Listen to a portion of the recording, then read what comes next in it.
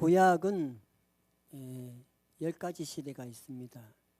첫 번째 창조시대, 그리고 두 번째 족장시대, 세 번째 출애굽 광야시대, 그리고 정복시대, 사사시대, 그리고 통일왕국시대, 분열왕국시대, 포로시대, 포로귀환시대, 그리고 중간시대 10가지로 나눕니다. 오늘은 그 중에서 통일왕국시대 첫 번째 시간입니다. 통일왕국시대의 이 배경을 한번 보겠습니다. 사무엘서 배경은 신정시대에서 왕정체제로 바뀌어지는 과도기입니다. 여기에 두 명의 여자가 나오는데 롯과 한나입니다. 롯은 우리가 잘 알다시피 모압 여인으로서 시어머니 나오미를 따라서 베들레헴에서 베들레헴으로 정착해가지고 보아스를 만나가지고 다윗의 혈통을 이어갑니다. 그리고 예수님의 족보에도 나오는 인물이 바로 롯입니다. 그리고 한나는 기도의 여인으로 자식이 없어서 고통스럽게 기도하던 중에 응답을 받아서 사무엘을 낳고 사무엘을 하나님께 드려서 이 이스라엘의 가장 중요한 역할을 하는 그런 선지자 역할을 합니다. 그래서 여기서 중요한 남자가 바로 이제 인물이 사무엘과 사울과 다윗인데, 사무엘은 이스라엘 왕국의 가장 중요한 역할을 하는 선지자입니다. 그리고 사울은 이스라엘의 초대 왕으로서 사실은 왕으로서 자질보다도 백성들이 원하는 그 하나의 필요에 의해서 그 자질을 갖춘 사람으로서 사울이 선택됐습니다. 그 다음에 나오는 다윗은 외모로서는 참 약하고 부족해 보이지만은 하나님의 성정을 가진 사람, 하나님이 택한 왕으로서 외모보다는 중심으로 보시는 하나님의 뜻을 보여주고 있습니다. 그리고 사무엘서 배경을 한번 보겠습니다. 사무엘서는 사물의 고향인 라마와 사울의 고향인 기브아, 그리고 다윗의 고향인 베들레헴을 중심으로 이렇게 되어 있습니다. 지도를 이렇게 보면은 위에 쭉 베들레헴과 기브아와 라마가 이렇게 쭉 이어져 있는데 제사장들과 선자들이 주로 다니던 길이에요. 여기서부터 많은 선자들이 나왔고 제사장들이 이곳에서 일하던 곳입니다. 어떻게 보면은 실로라는데 거기가 바로 제사장들이 그 제사를 드렸던 곳입니다. 그리고 왕정 국가에 들어서게 된 원인을 한번 살펴보겠습니다. 엘리 제사장의 아들들이 타락하기 시작하고 그 뒤를 이은 이 사무엘의 아들들도 사무엘과 달리 타락하기 시작합니다. 그런데다가 갑자기 이제 이스라엘의 강력한 주적인 블레셋이 강대해짐으로 말미암아 가지고 이스라엘 민족들이 우리도 다른 나라처럼 강력한 왕정 체제를 갖다가 한번 해보자 해가지고 이 사무엘에게 이걸 청하게 돼가지고 이때부터 이제 왕정 국가가 들어가기 시작합니다. 그리고 베냐민 지파를 한번 보겠습니다. 베냐민 지파는 사실상 위치상 에브라임과 유다의 중간에 있는 아주 작은 지파입니다. 그래서 자세히 보지 않으면 보이지 않을 정도로 작은 나라인데 여기서 이제 그 사울이 나오는데 옛날 사사 당시 내전을 해가지고 거의 전멸됐었죠. 그러니까 600명 정도 남았었어요. 600명 정도 남았고 그래서 자기들이 서원을 해가지고 저 사람들한테 저 여인을 못 주게 해가지고 길랏 야베스 사람들이 그 전쟁에 안 나왔기 때문에 그 사람들 400명과 결혼시켜가지고 결국 그 종족이 유지되어 있던 것입니다. 베냐민 지파의 위치가 그리고 이제 주인공을 한번 보겠습니다. 사무엘상은 사무엘과 이스라엘 첫 번째 왕 사울의 이야기로 이루어져 있습니다. 사울이 이스라엘 왕으로 선택된 배경과 사울의 몰락 과정을 갖다가 그리고 있습니다. 그래서 사무엘하는 다음에 하실 분이 하는데 다윗 왕의 기름 부음부터 시작해서 사명자로 살아가는 과정을 갖다가 그린 이야기가 사무엘합니다. 그럼 여기 몇 가지 전쟁이 있는데 아벡 전쟁에 대해서 한번.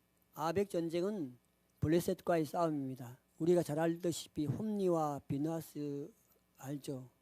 사실 그 아버지에 비해서 그래도 조금 난가 했더니 사실은 이 제사장 섬기는 이 법궤를 갖다가 마치 그 법궤만 가지고 다니면 전쟁에 이길 수 있다는 어떤 그런 논리를 가지고 있었던 거예요.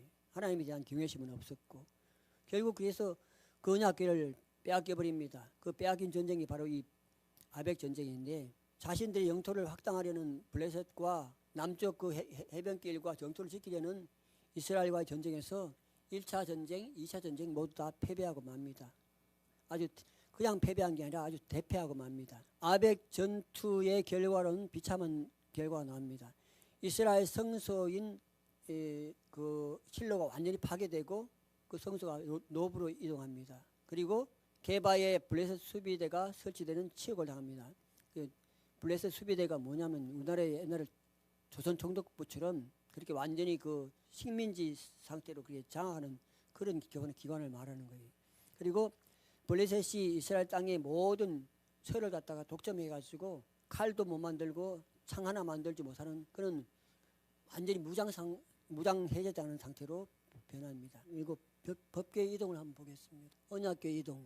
언약궤가 왔다리 갔다리 목사님 말대로 왔다리 갔다리 하는데, 이게 사실은 한 곳에 이렇게 있어가지고 좀 하나님의 그 성소로 중심 역할을 해야 되는데, 블레셋에 의해서 침략당하고 이 법궤가 막 이리저리 피해다닙니다. 근데 처음에 이제 아스도시라는 곳에다 위치를 했어요. 거기는 다곤 신상이 서 있는 곳인데, 그 블레셋 사람이 아침에 일어나서 이렇게 가서 보니까 다곤 신상이 넘어져 있었어요. 그래서 이게 왜 넘어졌지 하고 이제 그걸 다시 세워놨는데, 그 이튿날 다시 가서 보니까 완전히 팔다리가 다 잘려가지고 손목도 잘려가지고 여러 두동강이 나가지고 거기 넘어져 있었어요. 그리고 아스도 사람들에게 악종이 막 생기기 시작합니다. 그러니까 하나님의 재앙이 발생한 거죠. 그러니까 이 사람들이 무서워가지고 그걸 법궤를 갖다가 가드로 옮깁니다. 근데 가드로 옮기니까 가드 사람들에게서 또 악종이 생기니까 그 사람들이 또 다시 에글론으로 옮기고, 그 에글론으로 옮겼는데 이 사람들도 그냥 막 독종이 생기니까 딥나로 거쳐가지고 결국 마지막에는 어디로 가냐면 벳세메스로 가는데, 이 사람들이 벳세메스로 향할 때 암소 2마리 가지고 테스트를 합니다. 과연 이 독종이 하나님께서 났는지 아니면 우연히 그런 건지 테스트를 한다고 해서 했는데, 암소 2마리를 갖다가 이제 송아지를 떼놓고 언덕길을 보내는데, 그 암소 2마리가 울면서도 뒤를 돌아보지도 않고 벳세메스 언덕을 올라가는 이 이야기는 유명한 이야기입니다. 근데 이제 벳세메스에서 그 벳세메스 그 동네 사람들이 법궤 뚜껑을 열어봐요. 호기심에서. 근데 하나님의 이 말씀은 엄미한 것처럼 이 법궤를 갖다가 그 규정에 따라서 돌보지 않고서 뚜껑을 열어봤기 때문에 70명이 죽었어요. 여기 뭐 성경에 보면 70명이라고도 하고 뭐 10,000명 넘는다고 하는데, 어쨌든 그 많은 사람이 죽자 이걸 급히 기앗 여달 이름으로 옮깁니다. 기앗 여달임. 근데 기앗 여달임에서 오랫동안 있다가 결국 나중에 다윗이 왕이 되고 나니까 다윗이 기앗 여달임에 있던 법궤를 갖다가 예루살렘으로 이동합니다. 근데 이 법궤는 단순한 법궤가 아니라 하나님이 임재가 있는 곳이기 때문에 결국 이스라엘의 지파의 힘이 옛날에는 실로에 있었는데 결국 나중에는 예루살렘 유다 지파로 옮겨지게 됩니다. 그만큼 이 법궤가 중요한 역할을 합니다. 다음은 미스바 성에 대해서 한번 살펴보겠습니다. 얘는 아까 죽었는데 이제 나오네. 아벡 전투에서 대패한 후에 무기도 다 뺏기고 게바의 블레셋 경비대, 우리나라 총독받던 기관이 주둔하면서 블레셋의 눈치만 보면서 살던 이 이스라엘 사람들이 다시 사무엘에게 이제 호소하니까 사무엘이 그러면 좋다, 미스바에 너희들 다 모이라 해가지고 이스라엘 사람들 갖다가 이 미스바로 모입니다. 미스바로 모여서 하나님 앞에 그동안 우리가 잘못했습니다 하면서 회개의 성회를 개최하게 됩니다.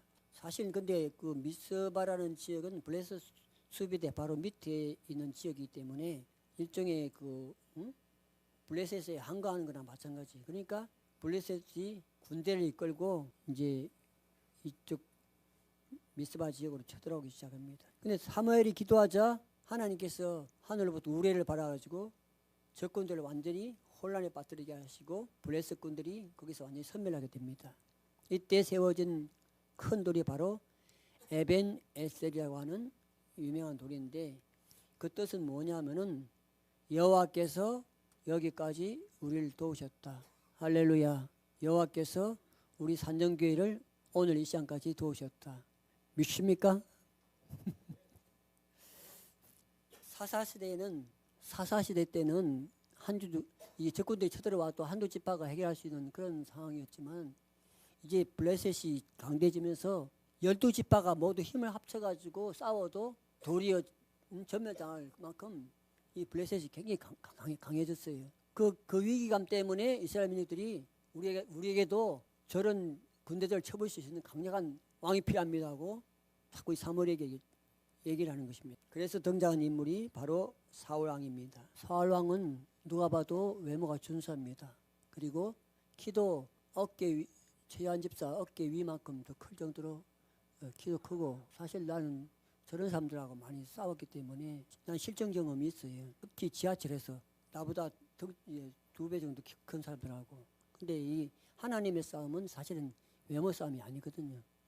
나중에 보면 알겠지만 지파는 베냐민 지파인데 이스라엘 지파 중에서 가장 작고 연약하고 볼품없는 지파, 멸망 위기에 처했다가 겨우 살아남은 지파가 베냐민 지파입니다. 그리고 그대 시대 이 사울 왕은 3일 동안 암나귀를 찾아다닐 만큼 부모한테 효도하는 사람이었어요. 그리고 결국 공식적으로는 미스바에서 제비뽑기로 왕으로 뽑힙니다. 그 전에 사무엘이 기름 부음을 줬지만은 공식적으로 모든 사람 앞에서 제비뽑기를 해가지고 하나님이 세웠다는 것을 갖다가 이제 인정해주기 위해서 저런 행사를 해가지고 제비뽑기로 왕이 됐습니다. 길랏 야베스 전투에 대해서 한번 보겠습니다. 길랏 야베스 전투는 암몬 자손과의 싸움인데 사울 왕이 분명히 우리 목사님이 얘기하셨듯이 왕이었는데, 그래도 명색이 이스라엘 왕이었는데 그 투잡을 뛰고 있었어요.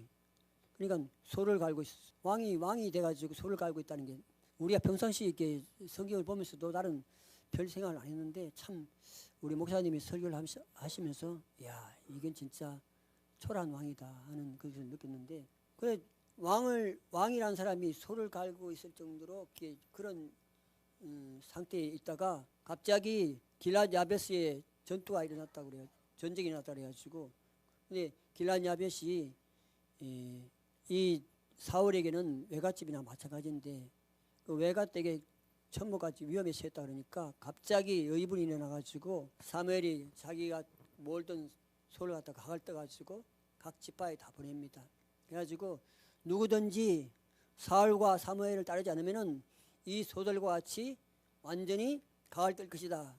그러니까 그 얘기를 듣고 이스라엘 사람들이 갑자기 두려움이 임해가지고, 그전에는 사울 알기를 저게 무슨 왕이야 저게, 네가 왕이면 내가 대왕이다 하면서 이렇게 무시하던 사람들이 갑자기 벌벌 떨면서 30만 명이 모였어요. 이 얘기는 참 중요한 얘기. 30만 명이 모였다는 거는 30만 명이 모이고 유다 지파가 3만 명이, 그래서 총 33만 명이 모였어요. 그래가지고 이제 그 사기를 가지고 나가가지고 암몬 사람한테 완전히 섬멸해가지고 두 사람도 같이 못 붙어 있을 정도로 완전히 흩어버렸어요.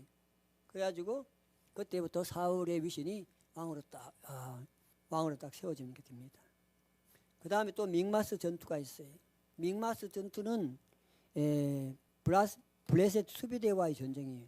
그냥 이거는 진짜 무모한 싸움이죠. 무기도 없고 농기구도 없고 뭐 기껏해봐야 이제 이 칼과 그걸 가진 사람들은 몇 명밖에 없어요. 그런 상태에서 블레셋과의 전쟁에 들어간 것입니다. 근데 여기서 중요한 역할을 한 사람이 바로 요나단인데, 요나단은 다윗의 아들보다도 사울의 아들보다도 다윗의 친구로서 더 유명하죠. 두 사람이 의리가 아주 그냥 돈독해가지고. 근데 이 요나단이 1000명을 데리고 와가지고 게와와 믹마스 전투에서 완전히 승리하게 됩니다. 그냥 이게 싸움이 될 수 없는 싸움을 이제 이기게 된 거죠. 근데 여기서 사울을 보게 되면은, 사울은 블레셋 사람의 미움을 샀다는 걸 알고 나서 길갈로 도리어 피신합니다. 위쪽으로 피신하고 사무엘을 기다리다가 오지 않자 자기 스스로 제사를 드리고 하나님의 뜻을 갖다가 위배가지고 그때 버림을 당하는 거죠. 이 사울 왕이 어떤 사람인가 여기 자세하게 나와 있는데, 사울이 2000을 데리고 있었는데 요나단은 1000밖에 안 줬어요. 아무리 사람이라는 게 자식한테는 더 잘해주고 싶고 더 힘을 실어주고 싶은데 사울은 자기는 2000을 가지고 있으면서 요나단에게 1000밖에 안 주는 거예요. 그리고 게바 전투에서 요나단은 게바를 공격했어요. 공격하고 몇 명 안 되는 그 인원 가지고 공격했는데 사울은 길갈로 도리어 피신했어요. 믹마스 전투를 보면은 요나단 2차로 게바 다시 공격하는데 사울은 뒤늦게 이렇게 숨어 있다가 뒤늦게 합류를 합니다. 그리고 전쟁이 이제 끝난 다음에도 꿀을 먹었다고 요나단을 죽이라는 거예요. 누가 꿀을 먹었냐 하면서 금식하라 하는데 꿀을 먹었다고 해서 죽이려 했어요. 그리고 요나단 믹마스 전투에 선이 공을 갖다가 하나님께 돌리고, 아니 요나단한테 돌리는 것이 아니라 결국은 그 공을 갖다가 무산시키고 자기 공으로 세우려고 그러는 거예요. 이런 걸 볼 때 사울의 인간성이 어떻게 변화됐다는 것을 알 수 있습니다. 요전에 여기는 안 나오는데 PPT 나오는데 사울의 그 업적은 그래도 사무엘상 14장 47절에 보면은 사울이 왕위에 오른 후 사방에 있는 대적 곧 모압, 암몬, 에돔, 소바, 블레셋 사람들을 쳐서 가는 곳마다 이겼고, 그리고 사무엘상 14장 48절에 보면은 용감하게 아멜렉 사람들을 갖다가 치고 이스라엘을 구원하였다고 되어 있습니다. 이 업적은 사울의 업적으로 되어 있습니다. 다음에 이제 아말렉 전투를 보면은 아말렉이 저쪽에 모압 옆에 있는 것이 아말렉인데, 이것은 하나님께서 순종의 테스트로 이것을 보여주셨는데, 하나님은 아말렉을 치되 아주 진멸하고 소와 양이고 뭐고 아주 진멸하라고 그렇게 명령을 내리쳤는데, 이 명령에 순종하지 않고 결국 왕 아각도 살려두고 양, 소 이런 것 중에서 좋은 것을 다 남기고 하찮은 것만 진멸하고 흉내를 낸 거예요. 그러니까 결국 하나님의 말씀을 불순종해 가지고 버림을 당합니다. 그리고 여기서 하나님께 영광을 돌려야 되는데 자기 기념비를 세웠어요. 자기 기념비라는 것은 사울 왕이 이렇게 전투에서 대성했다 하면서 이렇게 공적을 갖다가 기리는 건데 그걸 세운 거예요. 그때 사무엘이 사울에게 뭐라고 했냐면 순종이 제사보다 낫고 듣는 것이 수양의 기름보다 나으니, 이것은 우리 신앙생활에서 가장 중요한 요소라고 생각합니다. 제가 여기서 말도 버벅거리면서 이렇게 하는 이유는 순종하기 위해서 하는 거예요. 솔직하게 목사님한테 말씀드렸지만은 나는 하고 싶어서 하는 게 아니라 할렐루야, 할렐루야. 나는 글 쓰는 건 좀 써요. 쉽게 해서 초등학교 때부터 글을 잘 써가지고 상도 많이 받고 글 쓰는 건 좀 쓰는데, 앞에서 발표하라 그러면은 초등학교 때 선생이 체안 일어서 하면은 오줌을 질질 싸고, 거짓말이 아니고 그냥 학교에서 똥도 싸가지고 우리 누나가 개천에 데려가가지고 그런 사람. 그러니까 이게 말투가 벌써 버벅거리잖아요. 그러니까. 근데 글 쓸 때는 안 버벅거리거든. 그러니까 그렇지만 나는 이제 저기 목사님이 순종하라니까 순종하는 거예요. 오늘 여기 말씀 중에서 제일 중요한 것이 이 말씀이 순종이 제보다 낫다. 할렐루야. 난 순종하는 말을 하는 거. 그러니까 최한 집사 말도 버벅거리면서 죽어서 뭐 하는 거야. 그러니까 얘기할 필요 없어. 나는 순종해서 했기 때문에 그 모든 책임은 우리 이천수 목사님에게 있는 줄 믿습니다. 이게 결론이에요. 이게. 근데 사울이 봐요. 내가 범죄하였을지라도 청하옵나니 내 백성의 장로들 앞과 이스라엘 앞에서 나를 높이사. 아니 그 요나단이 막 몇 명 데리고 와서 막 쳐부시고 할 때는 무서워가지고 막 위로 도망가던 그 왕이 결국 전쟁에 이기고 나니까 나를 높여달라고. 이것은 결국은 이제 교만이 싹트시하고 사실은 하나님께 회개하고 감사해야 될 사람이 이렇게 되니까 결국 하나님께 버림당하는 근거를 사울이 제공한 거예요. 그러니까 하나님이 잘못한 거 아니에요. 이거는 사울이 철저하게 잘못한 거예요. 우리 모든 성도들은 끝까지 순종함으로 인해서 하나님의 놀라운 은혜를 체험하시길 주 이름으로 부탁드립니다. 아멘. 여기 나온 이상 통일 왕국 시대 완 강의를 마치겠습니다.